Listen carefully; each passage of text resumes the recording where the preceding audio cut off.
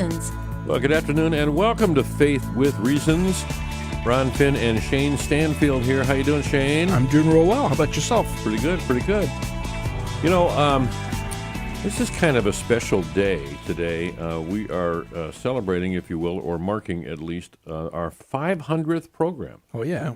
Yeah, this program went on the air. Deacon Joe Malefant and I started on July the 2nd back in 2014. That's impressive. So, and of course, you came on board, seems like only yesterday. Yes. Yeah, basically yesterday. But back then, it was Deacon Joe and me. And Deacon Joe is on the line with us right now. Hey, congratulations, Deacon Joe.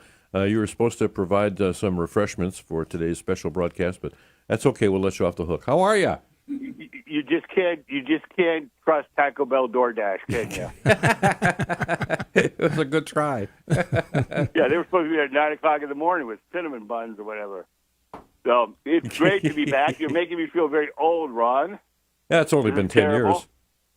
Yeah, well, it seems like, it was amazing. I remember it was like, here is this trained radio host. This guy's been doing this for years, and he takes on a rookie like me, and gosh, your patience was amazing. Well, you came on, and we co-hosted, and it was a little different format back then. Mm-hmm. In fact, I've got a few sound snippets from that first show, so can't wait to get to those as well. And and I can't wait to hear, when we first started talking about doing this show with Deacon Mike Learned and kind of hashing out the concept and everything. What I remember the most, and I this is something that Annunciation Radio has carried forward to this day. We don't just put a show on to have a local show. There's got to be a reason for it, and it's got to be some purpose in terms of either evangelizing or somehow tying into what the needs of the community are in terms of building up your faith. And with that in mind, we thought, well, how about, there's a lot of teachings that people don't quite understand. So that's how we came up with Faith with Reasons, was not only what the church teaches, but why it teaches it and how we can better believe it and follow it. Mm-hmm. Yeah, and I do think I'm grateful to have been part of that, and if that's carried on through that, it's so true. There's so much good Catholic programming out there. There's so much good Catholic stuff that if you're not putting something good and worthwhile that people want to listen to with a local flavor, and I love the fact we have local hosts and priests and so forth, so people hear their priest or whatever who comes on the show as a visitor, and I think that's the key, because it also ties back, hopefully, and I think something we've done well with the show, and it's continued. It does also tie back to the greater church. It's not just us as a microcosm about us, but it's about us related to the entirety of Catholic teaching. Amen. And great that tradition continues. And to this day, I mean, back then, of course, Bishop's Corner was the first program on. Understanding Scripture with Father Dave came on shortly after that, and then really, of course, the original morning show that was on Friday mornings was on, and you were part of that show too. I was. I was busy. Yeah, you were very much so.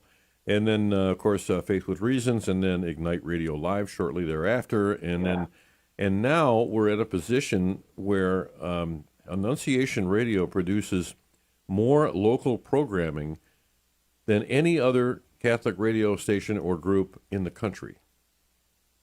Yeah, that's amazing. I saw that statistic somewhere, and I was really, really grateful and proud that, because local programming is not easy. And as a radio novice coming into this whole thing, I thought you kind of fired up your computer and did some talking. There's a lot of intricacy to it. There's lots of different levels. There's fundraising. It's just a very complex beast, much more so than people realize, I think. And then you do that, and then you start local programming, and you need a single that's a higher quality. I remember when Deacon Mike was working so hard to upgrade everything to get us a better quality signal, and all these different things that happen. You're terminating, all the towers and all that have to coordinate that. It's very hard to put on local program for a lot of places because they just don't have the bandwidth to do it. And I think Deacon Mike and Chris and Catherine and Rick Nelson, the original board members, sort of came in with that whole sense that local programming is a real vision and something that they were hoping for a lot in the program of the local radio station. I think that's borne out really well, and I think it's been a gift to the people of Toledo. Amen. We're so thankful for that vision of all the founders, and you were on board very early on as well, steering and making sure that everything was really serving the diocese and serving the larger church community. So it's wonderful to kind of look back on it a little bit. And with this special show, we've got Professor Pete in studio. Dr. Peter Sibilio is in studio. We're going to talk Bible today. But in order to help us celebrate, he has baked some bread for us. We did bring the refreshments, you see. Well, God bless you, Peter. Professor Pete comes through, or Deacon Joe can. Well, I would never say. In fact, when I heard that we were going to play a clip of the first ever show, and I figured I had to follow that, I'm like, oh boy, we're going downhill. Boy, we started out with Deacon Joe, and I don't know how to follow that. So, if you don't have any material, just bring in food. They'll still like you. Yeah, that always works. You're right. I think you learned that from just being Italian, I church, think. Yeah, but, right. Well, we makes it better, huh? We got some nice feedback on the Ezekiel bread question, and we talked about bread last time, and so I thought I'd bring in 3 different kinds of bread, because hey, bread, Bible, bread of life, even though we don't live by bread alone. That was the beginning of the no-carb diet, I think. I guess so. Yeah, and there are 3 different varieties here. One of them is the anniversary bread. Is that right? Yes, you can pick which one it is. So, very good. Well, I don't know. The one is sour, and we don't want to link anniversaries with sour. So no, please, no sourdough today. Well, Joe, I'll tell you what, we really had a great run. It was great fun getting to see you every week and getting together in studio with you, and we interviewed so many different guests. In the beginning, of course, it was a different format. We welcomed call-ins.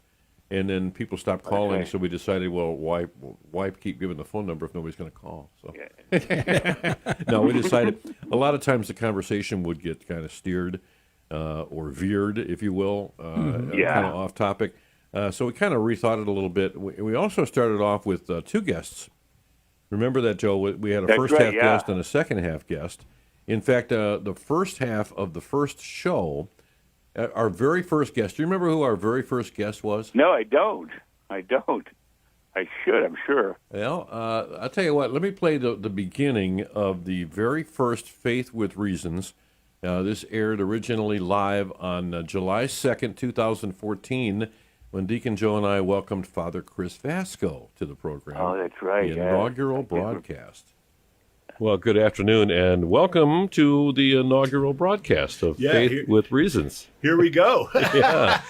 Ready or not. The chains are off, and we are ready. Yeah, this is Annunciation Radio's first live call-in show. So we'll want you to jump on the phone. We're going to have some great topics and guests over the next, hopefully, months and years, weeks, hours, whatever. And that what we're hoping to do is really have a show that connects with faith with reasons, so that, as Catholics, we practice this rich and beautiful faith. And what we need to do is also understand the reason behind it. And there's a reason behind everything in the church. That's the awesome thing about it. Yeah, and there's nothing wrong with, with having doubts. There's nothing wrong with looking for more information.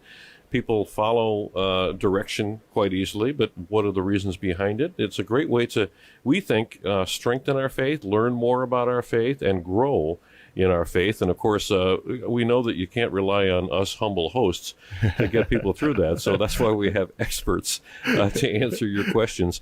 In particular, we're very honored to welcome our first guest today. Our very first guest on the entire show, Monsignor Christopher Vasco, is here. And you come with some pretty hefty credentials, and we're going to be talking today about annulment and about what the church teaches, what we believe. Sometimes they come up with some that you have to run back to the resources and check them out. And I think annulments is a great way to start, because I think it's exactly what we're trying to do in this show. It's one of those things we've all heard about. We all sort of have some rough idea that we know something about them. But in essence, it's something that I think is not well known in the church and is a really crucial part I also think it's important that we see annulments as pastoral ministry and not just getting things, getting rid of marriages kind of thing. Exactly, because everything that happens in an annulment process is intended to be healing, and that's the most pastoral thing we can do in the church.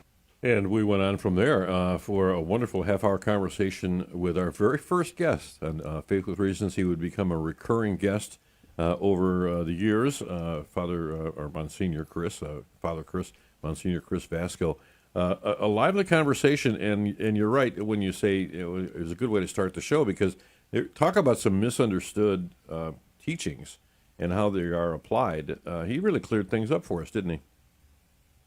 He sure does. Again, I stand by those words today. This is an area that there's just lots of myth about it and all these different things. And frankly, it's a beautiful ministry. We're looking for more people at St. Joe's who could take on this ministry for the right people, because this is an area that's just growing. And we have a lot of people coming back to the faith, and often that comes back with maybe a marriage situation in the past or whatever, and it's just crucial that there's a good way to take care of those. Mm-hmm. Yeah, hard to believe that it took place in 2014, like 10 years ago. So, yeah, that just seems so long ago. As you said in the open of that first show, long ago, whether we're around for hours or months or weeks or years. Yeah. So. Well, you've done decades, and I'm proud of you for that. I know Shayne's doing a fantastic job, and I just wanted to compliment him. I wouldn't go so far as to say that, but I would compliment both of you. I think both of your voices were quite a bit younger. Yeah. So. They were, yeah. Well, I just have a cold. Yeah, that's it. I was gonna say something about your comment. I was just going to say something about your comment at the beginning of the show, talking about Ron's professionalism, and he had to put up with you. He had to do that twice. Talk about light duty, though. That was it's just because the great thing about this program, I think, right from the beginning, has been it's been conversational. We've told our guests right from the start, we're not going to pepper you with questions. We've had occasional guests that have submitted. Here are the questions that I'd like to be asked. Oh, yeah. You can do that? Yeah, you can. And we do comply. But we like to put out there that, we like to open up a topic and then have you discuss that topic, and then things pop up that you can ask questions about that as the conversation rolls on. So it's really been a conversational program, and I haven't heard a lot of snoring during the program. This is true. No, and I know, Shayne, how I know you're doing a good job? I'm not snoring. I was at an event just the other day. Yeah. And this elderly lady came up to me and said, "Are you Deacon Joe?" And I said, "I am." And she said, "That's my friend told me." I said, "Thank you." She said, I listened to you on the radio. I'm like, "Oh, that's wonderful. So when do you listen?" And I thought there had been a replay of something or something. And she said, "Well, I listen every day at 4. And you are, oh my God, you're so good." Oh no! So, see, that's what I mean. I can't get my mother to say that. Yeah, I know. She sort of walked away, and I said, "Oh my gosh!" She did it hard to tell her. Well, that's not me. So, Shayne, I took all your glory for myself. So you get to do that to me someday. I owe you one. Well, I'll tell you what. I've been blessed really to sit beside two giants, really. So I appreciate everything, and it's really been a great ride right from the beginning, with no bumps along the way. You expect some pitfalls along the way, but it's been pretty smooth sailing. Now, the second half of our show began with the second guest, and I want to bring you back a little bit, because what were we talking about in July of 2014? That was when the Supreme Court came up with the Hobby Lobby decision. Remember that? Oh, yeah. That's right, yeah. And we had Joan Frawley Desmond on Faith with Reasons to talk about that. After our conversation with Father Vasco, we came back from break and went into this. Listening to Faith with Reasons on Annunciation Radio. This is the inaugural show of our new call-in show, where we will have guests who will come on and answer different questions about the Catholic faith, so that we can understand the reasons behind why Catholics do the things that we do. I'm Deacon Joe Malefant, and I'm with Rod Finn, and we just finished up with Monsignor Vasco about annulments. So now we're going to take the show in a new direction. we're going to talk about what the world's talking about, which is the Hobby Lobby, or colloquially known as the Hobby Lobby ruling yesterday from the Supreme Court of the United States. So we're off and running, Ron. I hope that the phone calls keep coming in. I think we got the bugs out there in the first part of the show here. Yeah, and as you mentioned, this topic that the Supreme Court ruling just a couple of days ago has everybody talking. And if you would like to find out more about it, you can give us a call here.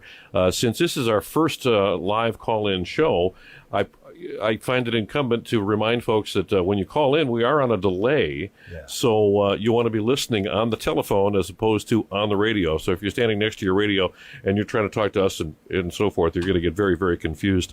We are very pleased to welcome our guest from National Catholic Register, Joan Frawley Desmond. She's the senior editor of the National Catholic Register and has been really working on the religious freedom issue since 2011. And she joins us via telephone. And I'd like to certainly welcome Joan Frawley Desmond to Faith with Reasons on Annunciation Radio. Good afternoon. Good afternoon. Thank you so much for joining us. And, of course, this is a much talked about topic, and no matter which side of the political aisle you're listening to comments from, you're going to hear different shadings of this ruling, won't we? Indeed, I think so. Yeah, I'm quite surprised that if you switch from TV station to TV station, it can be a really remarkable difference. It's either absolutely stripping all women of any right to birth control to, the right ruling and so forth. So can you just give us, from your perspective, Joan, as somebody who's well versed in this issue, were you surprised by the ruling? How do you feel that it came down? Was it right and so forth? Yeah. Well, I feel like it's funny because as a Catholic journalist over the past 2.5 years, I feel like I've become sort of a would-be lawyer. Mm-hmm. Because we are now so focused on court decisions and many religious freedom cases. First show, second half, and as the show continued to bear out from there, we don't know nothing, so we get experts on, right? And Joe, I tell you, we had a lot of great guests over those first years, and that has continued. We always have really smart people that, for some reason, agree to come on the show. and then we just hope that the people are confused as to who the smart ones are. Yeah, that's right. Well, I'm glad that you are available. I know you're very busy, Joe, at the parish of St. Joe's Maumee, between you and Father Eric and all the projects that are going on, all the programs, all the ministries, yeah. and all the efforts that's going into evangelizing and transforming lives. A very busy place, and you're really right in the thick of it. In fact, that's pretty much why you had to step away from this show on a regular basis, even though you've come back to fill in a couple times. You've just got so much going on, so I'm glad that you could take some time to celebrate this milestone. And I want to say happy anniversary and thank you. Yeah, thank you, Ron. Thanks for shepherding me into this, and it was just a beautiful thing. And thanks for having confidence in me. When I didn't, I hope I started sounding better than I did that first show later on. But you sounded great the first show. Yeah, you came out of the gate racing. Yeah, I remember I was so nervous that day. It was like, oh my gosh! And I told my mother to listen. I set it all up, and then I thought, oh my gosh, it's terrible. My mom's listening to this, and then she unfortunately had a computer malfunction. She did a lot. Another case of when God looked out for me. Yeah. No, thank you. It's just great that it continues because I do think it's so important. It's such great topics, and I'm always willing to come back and drop in. But right now life is just very busy in many ways, and I'm I'm just very grateful to be where I'm at, and I'm grateful for all my years at Annunciation Radio because that was a huge part of my my ongoing formation.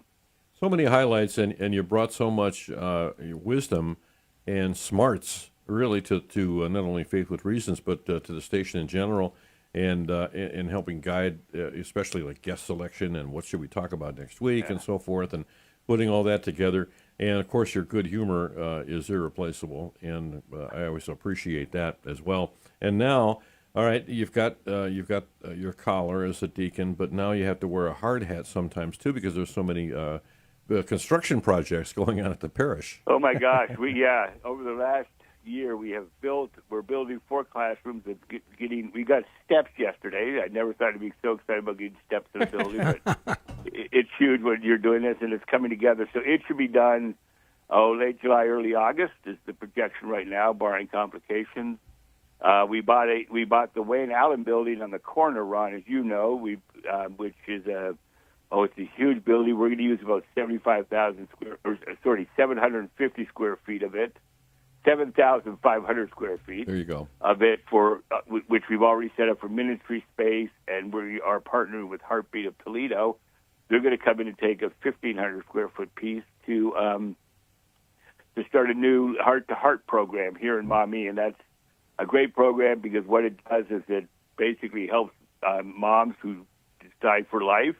It helps them through the first few years of raising the child with diapers and strollers and clothes. Child just keep changing all this, and it's a system where if young women and men do and the fathers do good positive things, they get vouchers, and if they get enough vouchers, then they can pretty much supply for their kids. So it's a beautiful, beautiful program because it's educational, but it's charitable, and they're just a good group. So they're coming in, and then we have we are working on probably in the next month or two having some Catholic counselors into the building. We're going to use a couple of these offices. We're going to deal with an outside company, and they're going to drop some counselors into our office for the parish and so forth. But there's just such a need. Like I say to people, go get counseling, and then they come back and say we can't get in for 6 months, or the insurance doesn't cover all this stuff. So we just felt a real call and a need to do something along those lines. So it's exciting. And then we're on August 8th, our sisters arrive, and on August 10th, the bishop is founding a convent at St. Joseph in Maumee again. There was one there for years, and it went away about 20, 30 years ago, and now we have a convent back and a chapel, and that he'll dedicate. So super exciting times. And then on August 18th, we're inviting the entire parish to a party to welcome the sisters. So, beautiful. Yeah, just tons and tons of stuff going on. But it's all good. These Mercedarian sisters have such energy and youth that they're going to really come and help out in the parish and particularly in the school. And there's something so contagious about sisters today, and that's their joy. And I think so many of our kids have never met people of true joy. And when they do, there's nothing more attractive than a joyful person. So just as the sister said, we're coming to do a lot, but most importantly, we're coming to be present to your community in prayer. And I just love that sense that they're there to pray with us and for us and to support us. And they'll be super active, but just a fantastic, fantastic group of sisters. The 3 that are coming are all young. 2 are in their 30s, I think. They're probably all in their 30s, late 20s, early 30s. They're exciting. They're from Florida State University in different places. They know the world, and as young women, they in the world that so much supposedly offers so much to people.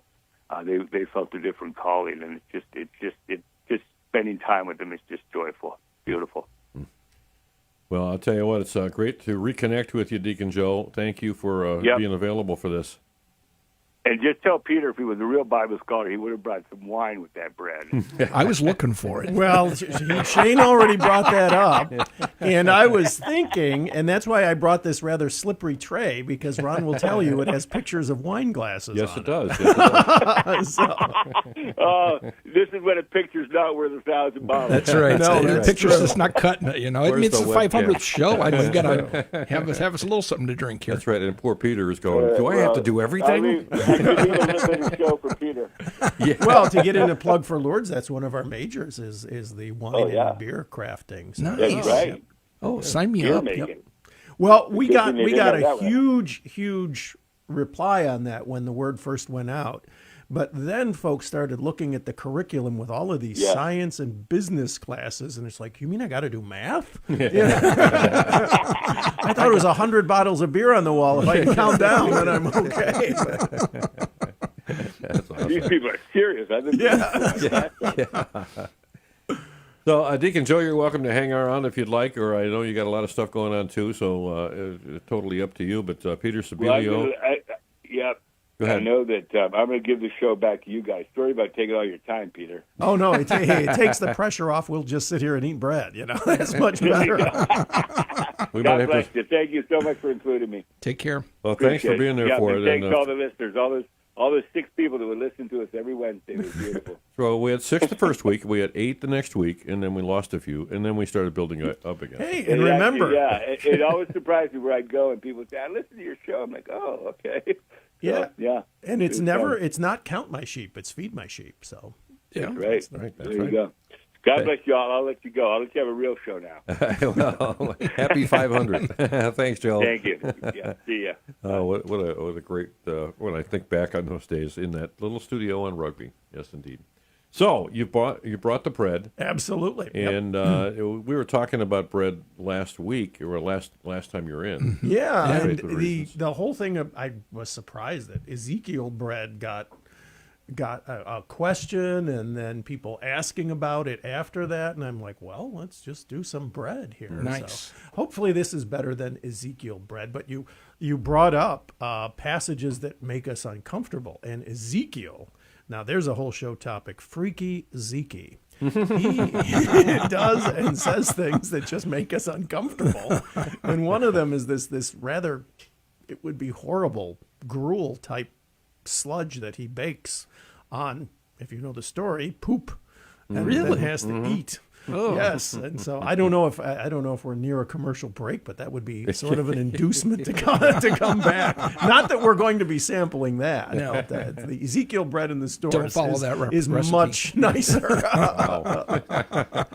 Interesting, and there's so much fascination in Ezekiel, and of course we're reading Amos now, and I should have brought in the chocolate chip cookies. Oh, famous Amos. There you go. Yeah, that's for foods from famous biblical figures. Yeah, 200, Alex. Yeah, I love that. Yep. Well, I know a young man. I forgot his name, but he's thinking about doing a dissertation on Greco-Roman meals, cultic meals, and how that confuses things for the Corinthians when Paul tries to teach them about the Eucharist, because it's one of the things he doubles back to in 1 Corinthians. He said, now look, this was handed on to me, and I handed it on to you, and now you're messing it up. Okay, let's try it again.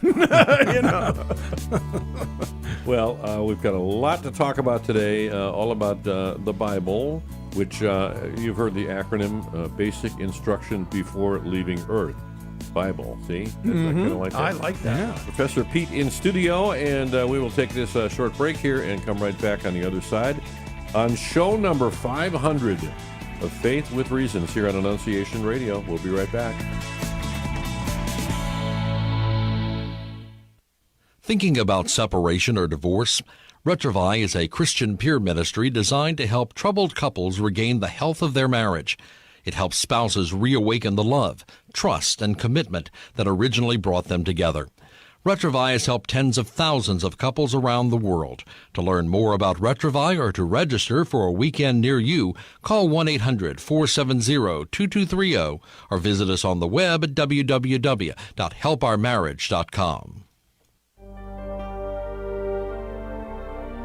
Catholics acknowledge that the deposit or rule of faith is sacred scripture and apostolic tradition as manifested in the living teaching authority of the Catholic Church. In rejecting the papacy and teaching authority of the Catholic Church, the Protestant reformers thought they found the rule of faith in the Bible, individual, private interpretation guided by the Holy Spirit. Yet the Bible denies that it is sufficient as the Church's rule of faith. Paul acknowledges that much Christian teaching is to be found in the tradition that is handed down by word of mouth in 1 Corinthians 11:2 and 2 Timothy 2, verse 2. He instructs us in 2 Thessalonians 2:15 to stand firm and hold to the traditions which you were taught by us, either by word of mouth or by letter. Examining the truths of the Catholic faith, this is faithforensics.org. When I was outside of the church, there was always an unsettled feeling. There was always a feeling of something missing and something not complete. The deal clincher is we found our way to our parish, and we met just an incredible pastor. We learned things that we had never been taught. Wouldn't be the person that I am without the church and without the sacraments, particularly the Eucharist. I can't live without it. If you've been away from the Catholic Church, visit catholicscomehome.org. Now, back to Faith with Reasons here on Annunciation Radio. Hey, welcome back here. Shayne Stanfield with Ron Finn, and today we're blessed to have Dr. Peter Sibilio in studio with us. Give him Ron's line. That was the funniest thing I've heard all day. Ron's line. We were talking about brisket, and I smoked a brisket, and he was like, "I'm glad they legalized that." That was just hilarious. So yes, we were discussing food. No smoking brisket in the studio. But on the occasion of our Hot 500 show, so if you missed it, you can go back and listen to the replay with Deacon Joe Malefant, who we spent the first half of the show kind of recovering what the show's been like over the last 10 years. And but today we've got Professor Pete here in the studio to discuss the Bible once again. I'm lowering the bar. The first half hour we review Supreme Court decisions and annulments, and now we're talking. But in case you don't know, he's got he's director of MA in theology, assistant professor of theological studies at Lourdes University, and host of the daily series Bible Basics on Annunciation Radio. He also contributes to Social Justice in the Bible on Catholic Charities Annunciation Radio weekly program Faith Alive. And we just ended the first half of the show with the acronym here for Bible, Basic Instructions Before Leaving Earth. So I figure we'll pick it up there because that's the first time I've heard that. I think it's kind of clever. But yeah, I love it because it's the challenge of balance.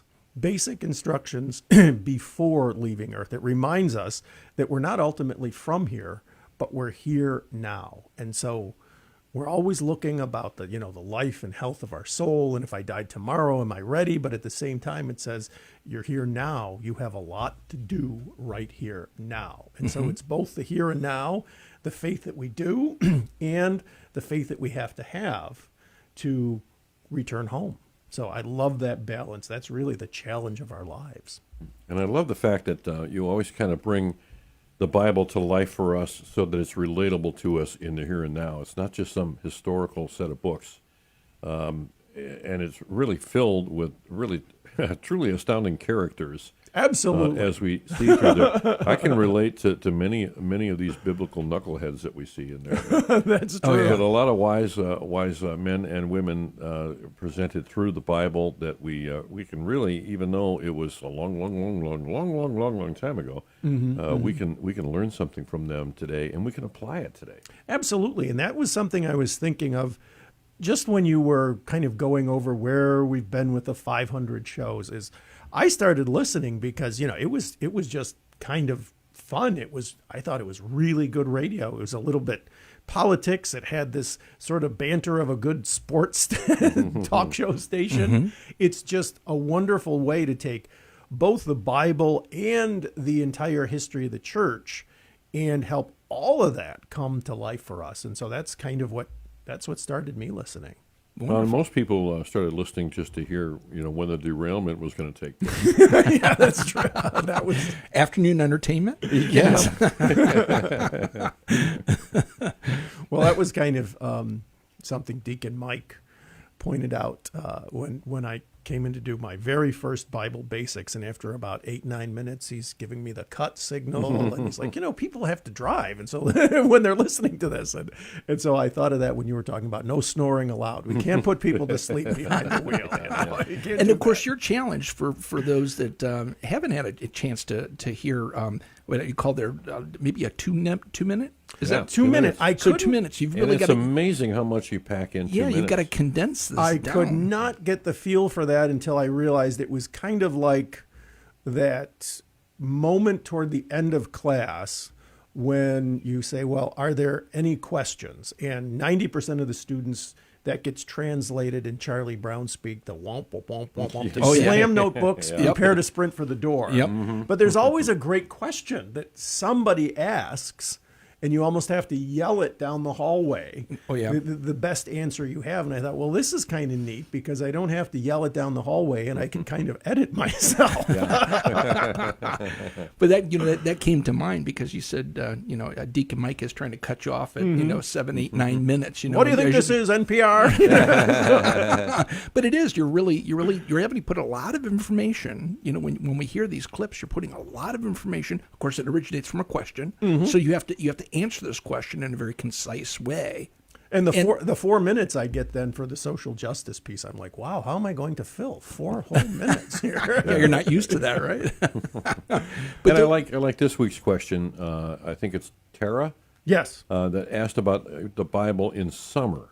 Yes. Which is a fascinating. It really is because, on the one hand, we have more time, but on the other hand, we think, more reading, right? And so and it's not as much of an academic question, but it requires academic discipline. And so, I was kind of thinking of, well, like you bring up with some of the questions, like Bible and prayer life.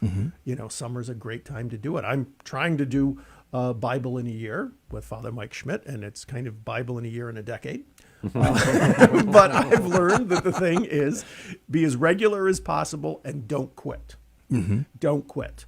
If you miss a day, if you miss 2 days, if you're embarrassed because you missed a month, you went away and you didn't have access, go back to it. Yeah. Pick up where you left off. You might watch your favorite old TV show. Well, go back a couple days. Don't be afraid to review some of the ones that really hit home or the ones that didn't seem to make sense. And you could always send it to us for a question.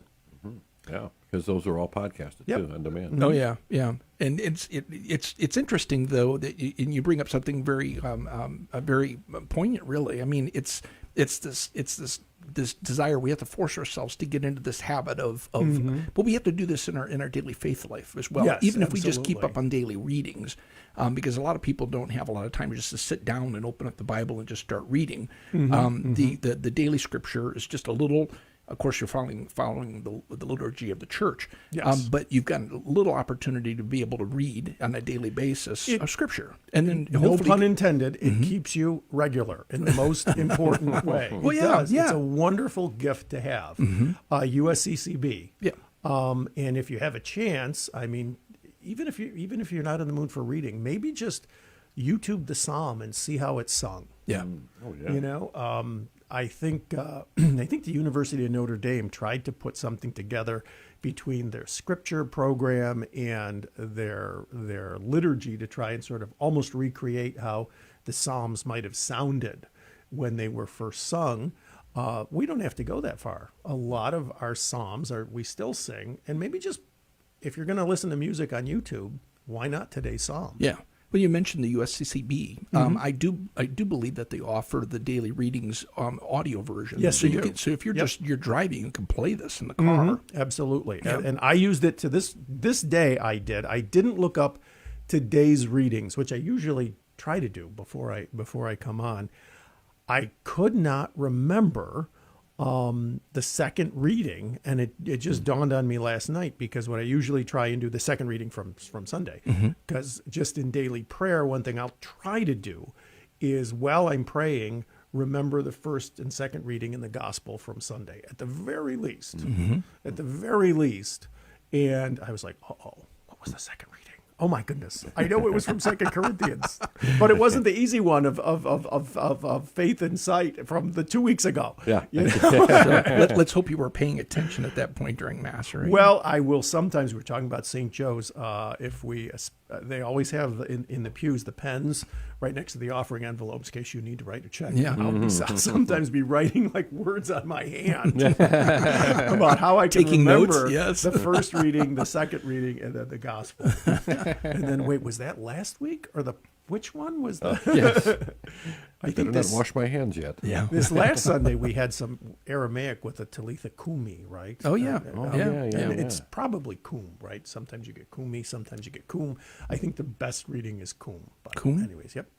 I think that's the way the lector pronounced it. Yes. Yeah. Yes. Whether that's right or wrong. When you're a lector, you pronounce things the way you either know that they are pronounced or the way you think they are pronounced, and you say it with confidence. Yeah, and that's the don't stop. That's another thing we just keep going. Yeah, right. Right. It's like, oh, excuse me, let me go back and reread that. I mean, you do get people's attention then, I've noticed. Oh, yeah. But otherwise, yeah, it's definitely interesting. A lot of times, this is a bit more technical, when you have a choice between two very good manuscripts for the Bible, you'll often pick the one that is less polished, just with that reasoning that we know scribes tended to correct as they copied over. Okay. And manuscripts tend to get better as they get older.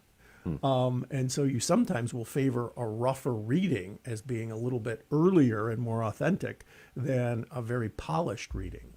Oh, interesting. Yeah. Early editors. That's right. Yeah. Yep, that's right. The editors get kind of kinder and kinder. You might also say more ruthless. They'll be far more willing to change things if they say, well, this Greek is kind of crude.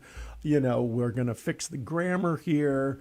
And they think they're doing a favor, but they're sort of changing that sort of rough beauty of the original. Well, no, this is an interesting topic, and I'm glad that you brought it up. I mean, how many times have you stumbled across something that I wouldn't really say that the meaning has been changed, but maybe it does get altered in a way because they're trying to be a little bit more flavorful with the wording, or have they found that over the years in trying to compare manuscripts that something's been altered so much that... Well, the classic example is called the Johannine comma.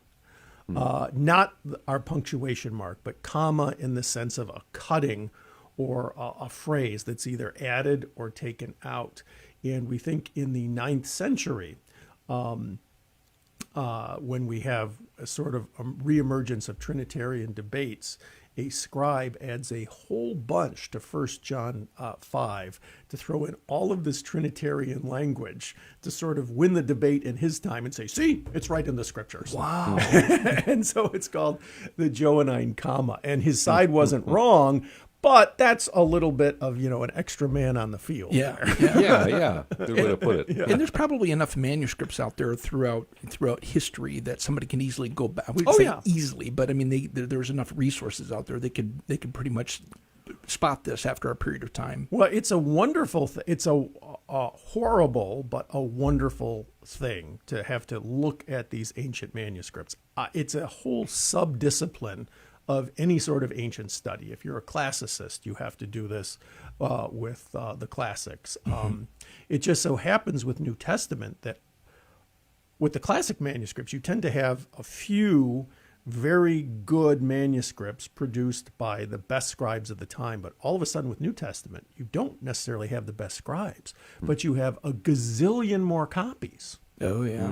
And of course, there has never been a perfect copy machine, even back when it was being done by hand. Yeah. And so you have these variants, but the only reason you have the variants is because there's this explosion of interest in what the New Testament is talking about that you don't even see with like Plato's manuscripts and things like that.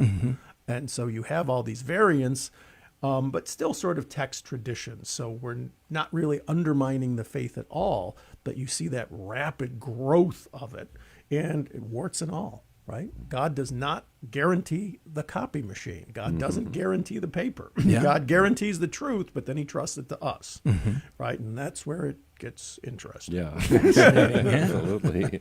And there are many different Bibles out there, obviously, and the Catholic Bible that you're most comfortable with would probably be the one that you want to stick with, right? I mean, but you could explore other ones. I mean, there's the NAB and the New Revised Standard, and of course the Ignatian Bible. Yes, there are plenty of them out there that are good ones. There are a lot of, I mean, if you just went in to a store and looked for a Bible and picked up a random Bible, you may not get what you need. No.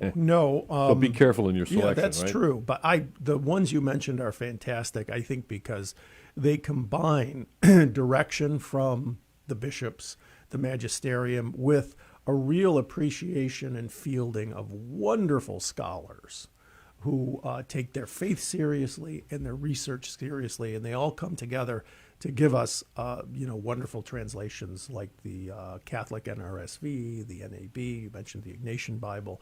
Definitely start there. And if you're using an online source, try to type in those versions, right? You'll get a lot of very reliable stuff. Very good. And of course, the warning out there for anybody looking for Bibles: make sure it's a Catholic edition, because there's a lot of Bibles out there like RSV. That's there is such a thing as RSV, and there's RSV CE. So you have to look for that Catholic. It should be might be missing 7 books. Yeah, that's true. That's very true. Yeah. Well, and even if you look at what Luther was talking about with those 7 books, that's why they're sometimes called deuterocanonical books, because he just put them at the back of the Bible at first. And he said, I don't think so. He kind of said, I don't think so, because they seem to teach, they tend to teach things that he didn't like at the time, right? But they go to the back of his Bible. He still says, you should read them. It's just for Catholics. You have no choice. You must read them. It's not like summer reading if you get a chance. Tobit. No, Catholics, it's required. Professor Pete is in studio. Peter Sibilio from Lourdes University, and of course our own Bible Basics around here, and a recurring guest here on Faith with Reasons. I love coming because back. The Bible is so rich in what we can glean from it and how it can shape our lives. And the more we commit to Scripture, the more we get out of it. And I think anybody who enters into a kind of a discipline of I'm going to spend time with the Bible every day, it might be walking tentatively at first, but the more you do it, the more you crave it. That's true. And it really, I think, helps to have resources like the notes in the New American Bible, like Annunciation Radio, like Bible study especially through your parish, because you inevitably get to something like Leviticus, which usually stalls out those New Year's resolutions. If the genealogies in Genesis don't get you, and the building of the sanctuary in Exodus doesn't get you, which is repeated, by the way. Yes. But I always tell students, I'm like, ladies, life is not fair. But if you have kids and you raise them in the church, at some point they're going to study this. Okay, they're going to study this ancient sanctuary in Exodus, and they're going to have to build it, which means you're going to have to build it. Your husband is not going to help you. So this is actually very practical. But then if you're on your own, like Leviticus usually tends to just stop people in their tracks. Once you kind of understand, though, what it's talking about, it becomes at least a bit more accessible. A lot of those rules, you got to remember, it's partly a workbook for priests. Who are priests, and what do they have to do, and how do they do it? Okay. And then a lot of the things that relate to Israel and diet have to do with the order of creation. A lot of the foods you eat or don't eat have to be in order in their realm of creation, because we think the priests give us Leviticus, and the priests give us the first story of creation of sea, air, and land. And so a lot of the animals that you can eat have to be only in one of those orders. And so Leviticus is really kind of our first sort of whole foods book in the Bible. And it's saying if you're going to be collectively God's son, you got to be a chip off the old block and bring this order back to creation. And you are what you eat. Right? And there's a few things that are more personal. And when you kind of understand that, then at least Leviticus can get you back to the fun stories and numbers. Where we have murder and tents. And it's like the beginning of a horror movie. Like you always see those cheesy horror movies. They're at some lake and the 2 teenagers sneak off to, make whoopee in the woods. And they're the first ones to get it, And once you get back to the book of Numbers, you get that storyline coming back again. And it's like, okay, now we got fun stories. We're going again. And not everything in the Old Testament relates to something in the New Testament. I think people look for that and find it quite often, obviously, because the lesson is conveyed in a little different way. Right. And that's a wonderful thing about doing things as part of a church, is that we can always look for a spiritual sense to the Old Testament. and have it relate to Jesus and relate to our lives. But we also don't have to. We have to remember when Jesus talks about the Bible, he's talking about what we call the Old Testament. And so it can definitely stand on its own with its own richness. I mean, it was a rich source for Jesus, so it's a rich source for us too. Sure. And, there's always that that head scratcher every once in a while, like you just mentioned, Ron. A lot of times you'll find this relation between the two, and sometimes it's just a head scratch. It's like, how did that happen? It's like that second reading. Yeah. But, what does a bird pooping in Tobit's eye have to do with That's always a bizarre, I just have to think about that. And it's like, that's a head scratcher as well. But, you're looking at the Old Testament, a lot of times it really takes the homily, the priest, deep dive, if you would, into what's actually being said in maybe the Old Testament reading, the first reading at Mass, and how that's relating to the New Testament reading, or the Gospel. Oh, absolutely, absolutely. I think that's absolutely true. And people always complain about that second reading in the middle. It's like we can find a reading from the Old Testament that will often foreshadow the gospel. But then what is Paul talking about? The guy who has a little doesn't less or more? Or what is he talking about there? And why was it put in there? Exactly, why is sandwiched between the two of these? Well, I mean, there are always these wonderful, wonderful threads. But, you bring up, what you bring up is really why you want to be part of a community. These are from a community, for a community, and they don't read as well when you just read them by yourself. Yeah, great point. And so there are all these passages, like in the Old Testament, like when you come to Psalm 137, the first part of Psalm 137, it's like, happy is the man who bashes kids' heads against the rocks. And you're like, what is that? What is this? Did I get one of those strange Bibles here? We got to ask Deacon Joe about that. Wow. Yeah. But then you sort of realize, well, this is probably engendered by a taunt that Babylonians are making to Jewish captives. While the Jews are in exile, and the Babylonians, they think, are saying, give us one of those stupid nationalistic songs of yours about how great your God is. And someone cries out, well, I hope this God finally does to you what you've done to us. So that's what they've seen done to their children. Oh, yeah. And yet still the Psalms go on to offer visions of hope. And but if you just read that one passage and you don't know the context, that's a head scratcher. Yeah. It's like, why is that in there? And it's, well, God lets us vent our anger too, and always finds a way to bring us back from it. And context is everything. Oh, yeah. I remember being in Tom Weisenberger of happy memory had an informal Bible study group. He would get the official Bible study book for we were doing John or whatever it was, and so we'd read each week a passage or two from the Bible, but we'd also make sure we read the footnotes. Yes, that really provides a lot of backstory. You know what I mean? A wonderful scholar, Father Raymond Brown, was giving a presentation.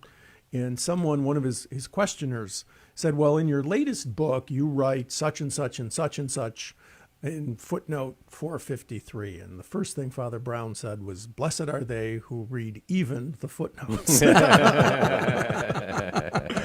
But it's very important because a lot of times publications that we'll read, including study Bibles, that's kind of the difference when you see study Bible. It's not a denomination like I'm going to the church with the Seventh-day Studyists. It's basically, and it's very confusing because most of those study Bibles, like the study Bible for the NAB, the first 500 pages are textbook. You look at the top of the page and it says Genesis, but you're actually reading the little textbook that is about Genesis. You're not even reading Genesis yet. Yeah. And so it's just a tremendous resource to help you as much as possible. But it's also one of the reasons why you want to, as you were saying, try and get an up-to-date Bible with language that's accurate but accessible and scholarship that is accurate. and accessible. And it's probably worthy pointing out too. The church follows the NAB. Is that correct? Yes. For the daily they will mass?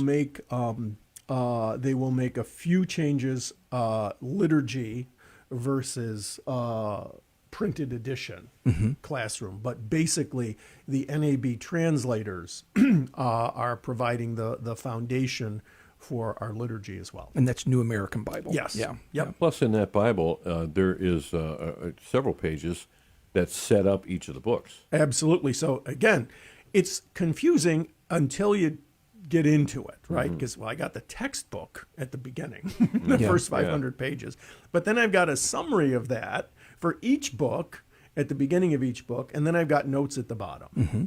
And they are pretty good. I've noticed that they do use print that is just big enough to be legible, unlike those health supplements I'm buying. I got to buy the supplement for the eyes, just so what is this thing that I'm This medication taking? could kill you. Therefore, you'll never be able to read the instructions on proper use. So somebody with rapidly aging eyes, it I know, requires readers now. You probably need the reading glasses and a magnifying glass. Well, I think some of the drugstores, they actually will have like these hanging magnifying glasses. Oh, so yeah. You can sort of see. Or the sheets. I've seen the sheets you could hold up. Exactly. Hard to believe it's 10 years since we started. Hold it by the minute. All right. Now, the Bible and relating it incorporating that into our daily life. Obviously, if we follow the churches and the USCCB's readings for each day, that's a good start, right? Yes. I think that's obviously the place to go first. And pick a passage that speaks to you, I would say. Always be willing to do that. And you don't have to read it just once. For instance, that center panel in 1 Corinthians 13, where Paul defines what love is and what love isn't. Imagine where our lives would be in the fall if every day we just use that as a checklist. Oh, beautiful. Yeah. Here's what I'm doing today, and here's what I'm not doing today. Not because it's a list, but because it's love. Nice. Yeah. Checks and balances. Talk about making it totally relevant. Yeah. It took 500 shows. But, No, you always provide lots of clarity. We and food. That. Yeah, and food. And bread, food, yes. And thank you for making this bread yourself, baking it on a stone. Well, hey, I know the priests have some sort of auction where they bake bread and auction it off and raise money. We need a table for Annunciation Radio. There we go. Yeah. And We'll some big donors. Mrs. Nelson, she has a good pie crust. Right. Well, this has been a quick hour, obviously, and it's fun to reminisce with Deacon Joe at the beginning as we look back on our first show. And it's always great to catch up with you, Peter. Thank you so much for joining us. Professor Peter Sibilio.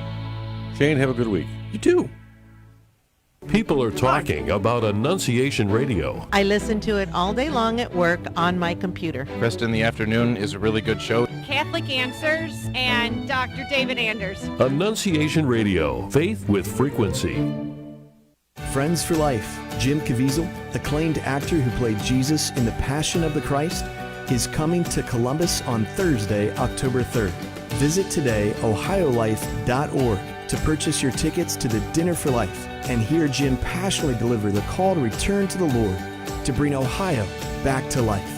Join Jim Caviezel and many of Ohio's elected leaders by learning about ticket reservations, sponsorships, and more at ohiolife.org. Thank you to Isabel Financial Services for their underwriting support. They offer a full range of personal and business services